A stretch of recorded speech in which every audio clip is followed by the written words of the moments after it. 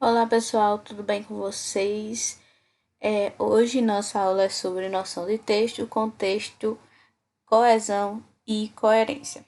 Para você entender essa aula melhor, você vai ter que voltar lá na plataforma, ler a cartilha e responder ao fórum. Se você já respondeu ao fórum e leu a cartilha, seguimos nossa aula normalmente. Vamos começar com o entendimento ao contexto. Muito bem. O que vai significar o contexto é realmente para que a gente possa levar em conta o contexto no processo de leitura e produção de sentido, que é o que a gente está buscando, entendendo o texto e a leitura nos módulos passados, ou seja, nas aulas passadas vocês aprenderam um pouco sobre leitura. Então, a gente está buscando o entendimento da leitura e a produção de sentido de um texto. Para que a gente possa entender como o contexto funciona, vamos a esse exemplo prático. Esse texto que está na imagem é verbal e não verbal, certo? O texto verbal é aquele que está escrito, são as palavras, frases, períodos, orações e etc. E a linguagem não verbal são as imagens que estão expostas em um determinado conjunto de texto, certo? Então, essa imagem, essa leitura que a gente vai fazer agora, é obrigado que a gente é, tenha que considerar alguns aspectos. O que nós estamos vendo? Estamos vendo os dois pinguins no Polo Norte exclamando oxente, enquanto o Polo Norte deve ter derretido, certo? E aí está se instalando um grande semiárido, porque nasceu um cacto no Polo Norte. É, é, é notório que um dos aspectos que a gente tem que considerar é o efeito de humor que é produzido pelo texto não verbal, certo? Porque o Polo Norte ele está com características do Nordeste brasileiro, o semiárido, o sertão, certo? Ele é complementado pelo texto verbal oxente, que é uma variação linguística também do Nordeste, dessa nossa região do país. Então, o humor é um aspecto que nós devemos é, considerar para a produção de sentido desse texto. O gênero textual é a charge, e a sua funcionalidade é que a charge é um gênero textual que ela vai se relacionar com as notícias do momento, certo? Ou seja, sem esse referencial, sem que elas sejam postadas naquele momento, ela vai perder o sentido, certo? Poderia ter saído no Enem de 2011, certo? Porque se essa charge tivesse saído no Enem de 2011, muitos alunos iriam acertar porque ela traz um tema implícito. Mas por que 2011, professora? Porque em 2011 foi um momento histórico que o mundo parou para falar sobre o aquecimento global. Então, era normal que era mais fácil imaginarmos o Polo Norte sendo participando desse processo. Hoje, como é um assunto que não é tão comentado como foi em 2011, é mais difícil essa percepção.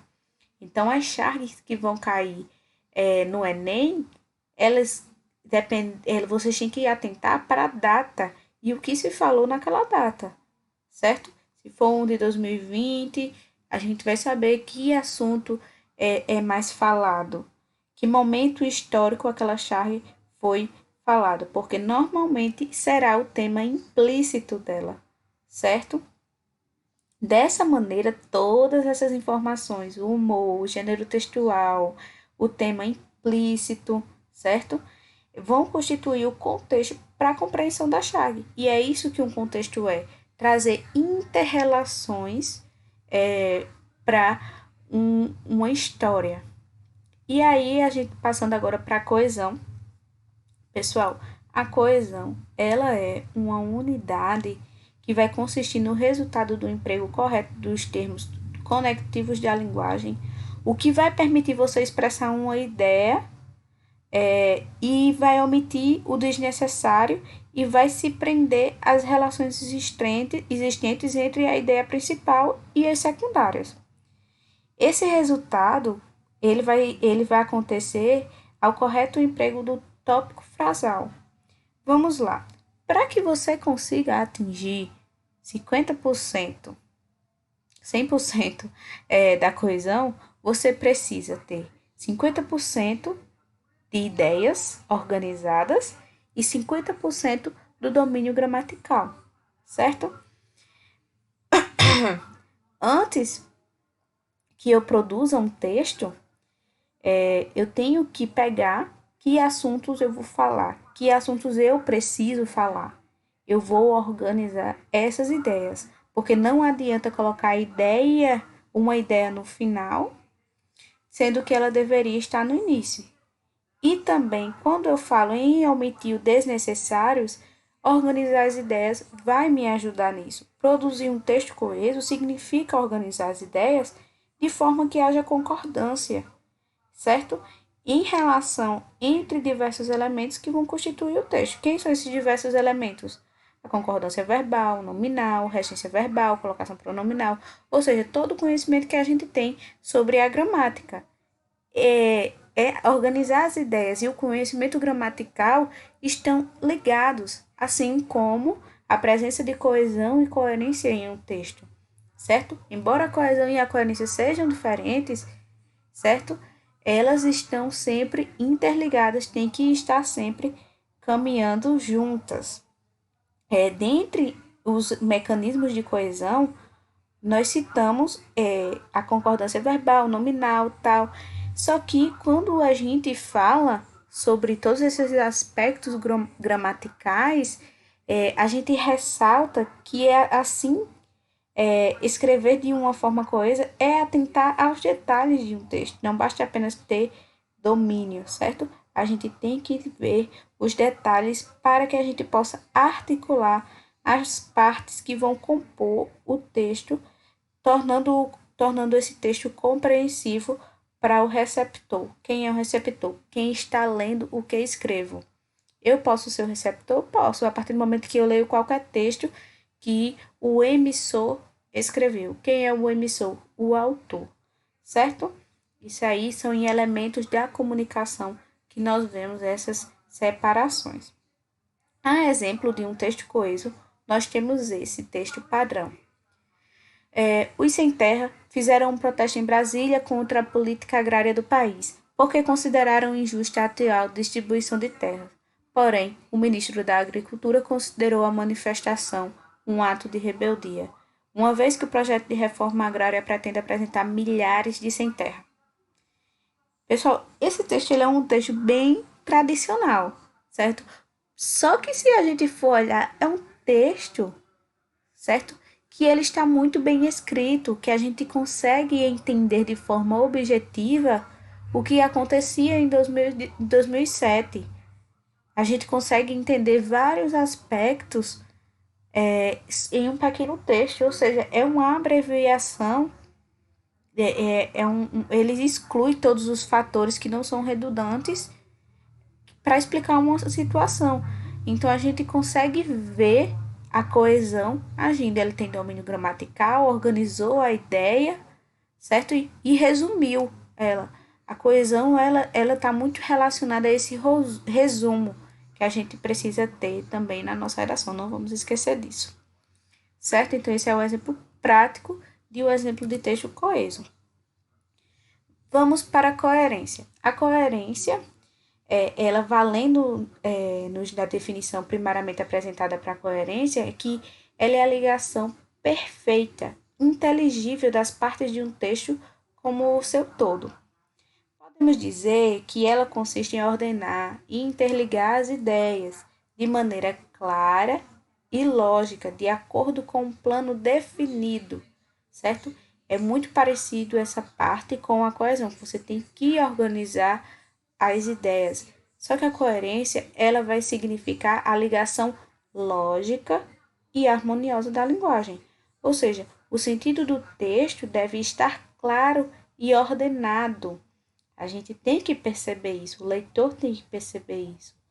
Na produção de um texto coerente, a gente tem que considerar também quem é que vai ler, o público, quem vai se destinar à mensagem, qual o gênero textual eu vou escrever, que instrumento de linguagem eu vou utilizar para chegar ao meu público. Essas ideias e os argumentos utilizados no texto, elas não podem se contradizer. Eu não posso ter um texto dizendo que eu gosto de azul no início e falando que minha cor preferida é amarelo no final, certo? Embora eu esteja usando palavras diferentes, ele está se contradizendo. Então, para que a gente possa escrever um texto com coerência, fazer uma ligação lógica, certo? O personagem, a história, ela tem que fazer sentido. Ela tem que ser harmoniosa, ela não pode ter distorções de ideias, certo? E claro, um sentido do texto claro e ordenado, que faz parte também de organizar as ideias. Um exemplo disso é esse poema de Carlos Drummond de Andrade que diz: E agora, José? A festa acabou, a luz apagou, o povo sumiu, a noite esfriou. E agora, José? E agora, você? Você que é sem nome, que zomba dos outros, você que faz versos, que ama, protesta? E agora, José?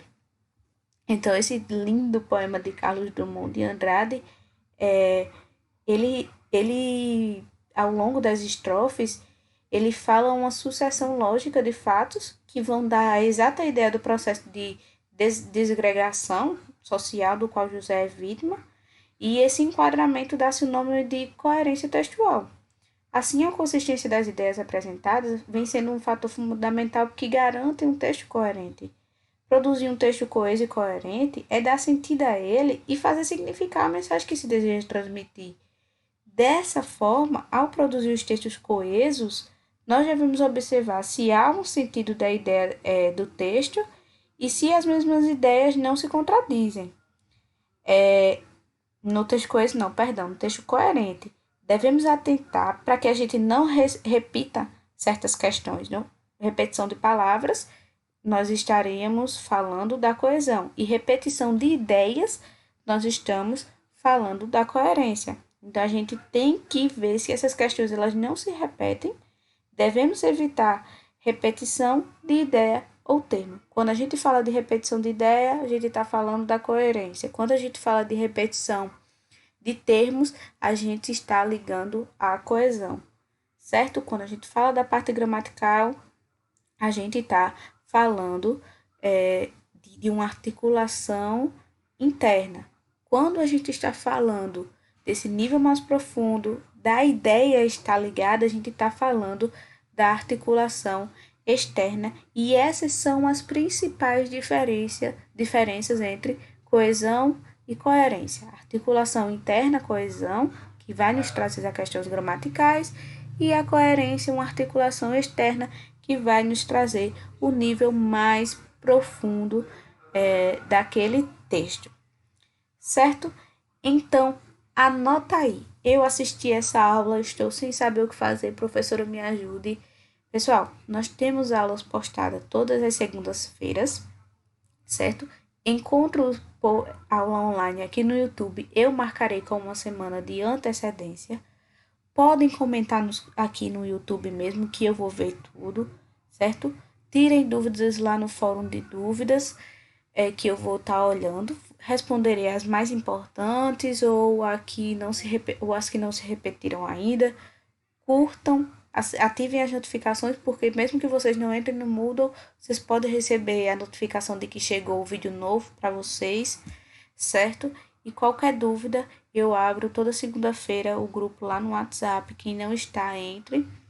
Embora eu vou criar outro, porque acho que um já está lotado, certo? Não vou fazer Telegram. Sei que muita gente já sugeriu, mas eu não vou fazer. Então, pessoal, qualquer dúvida, tirem lá no fórum de dúvidas ou segunda-feira, que é quando o grupo de WhatsApp fica aberto. Então, até mais. Se não entenderem, fórum de dúvidas, certo? E segunda-feira nós teremos nossa live. Dia 13 agora vamos ter nossa live. Se quiser tirar dúvida por lá, tiro também. Certo? Então, pessoal, nossa aula vai acabar por aqui. Já já a gente se encontra, já já segunda-feira chega. Continue vendo nossos vídeos e até mais.